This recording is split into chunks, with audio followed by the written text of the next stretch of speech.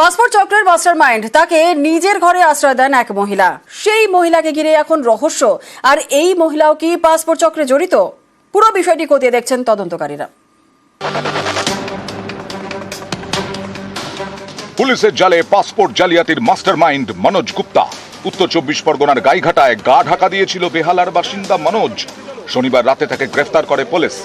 Police জানতে পেরেছে গাইঘাটার এক মহিলা তাকে আশ্রয় দেয়। সোমবার সেই মহিলার বাড়িতে তালা, আর তার দেখা নেই। এই মহিলাকে ঘিরেই তৈরি হয়েছে রহস্য, ঘুরপাক খাচ্ছে অনেক প্রশ্ন। মনোজ গুপ্তাকে আপনি চিনতেন? না স্যার, আমি চিনি না। আমার কোনো কিছু হয় না। আমার এক রিলেটিভ আছে, উনি বলল দুটো দিন এখানে থাকবে। মহিলা ভাড়া বাড়িতে একা থাকেন, তা সত্ত্বেও নিজের ঘরে একজন অচেনা ব্যক্তিকে থাকতে দিয়ে দিলেন। কেউ একজন বললেন বলেই চেনা নেই জানা নেই এমন একজনকে নিজের ঘরে কেন থাকতে দিলেন মহিলা? এই মহিলার নাম কি জানেন? শুনুন তিনি কি বলছেন। আপনার নাম? আমার নাম সুমনা মল্লিক। কি? সুমনা মল্লিক। নিজের নাম বলছেন, সেটাও আবার ভেবে চিনতে।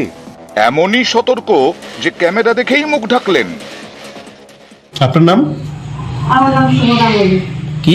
সুমনা মল্লিক।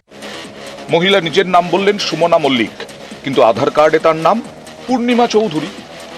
এখানেই শেষ নয়, দেখুন স্থানীয়রা কি বলছেন। চেনেন?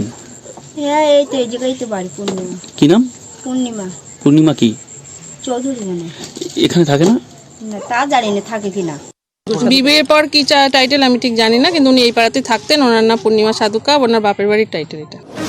আধার কার্ড বলছে তার নাম পূর্ণিমা চৌধুরী, স্থানীয়রাও তাই বলছেন। তাহলে মহিলা কেন নিজের নাম বললেন সুমনা মল্লিক? তিনি কি নিজের আসল পরিচয় লুকোতে চাইছেন? কিন্তু পরিচয় লুকোবেন কেন? মহিলা কি তাহলে কোনো অপরাধ চক্রের সঙ্গে জড়িত? পাসপোর্ট চক্রে কি জড়িত? এই নিয়েই তৈরি হয়েছে রহস্য।